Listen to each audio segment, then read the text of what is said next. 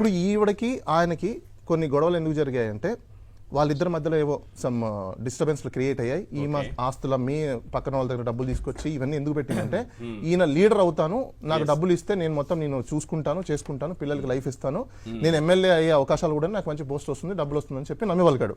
ఆవిడ అంతా ఇన్వెస్ట్ చేసింది. పవన్ కళ్యాణ్ రావడానికి కావాల్సిన మీటింగ్లు పెట్టడానికి ఈయన డబ్బులు కాదు మొత్తం ఈమె అరేంజ్ చేసేది. ఇప్పుడు ఆమెకు ప్రెషర్ ఎక్కువ అయిపోయేసి డబ్బులు రిటర్న్ చేయమని అడిగితే కొంచెం డబ్బులు ఏదో ఇచ్చాడు.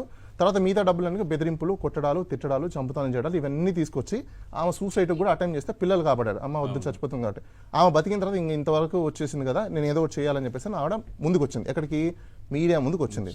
మీడియా ముందుకు వచ్చేసి ఆమె నిజాలన్నీ చెప్పింది.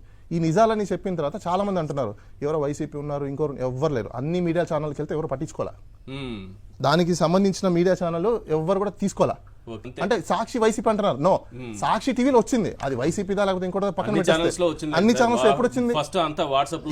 వాట్సాప్ లో వచ్చేసిన తర్వాతనే సాక్షిలోకి వచ్చిన తర్వాత వాళ్ళు ఏమనుకుంటున్నారంటే సాక్షిలో వచ్చింది కాబట్టి వైసీపీ ఆమె వెనకాల ఎవ్వరు లేరు. నేను ఇంకోటి కూడా చెప్తున్నా, ఆమెకు ఎవరు సపోర్ట్ చేయట్లేదు, ఏం లేదు.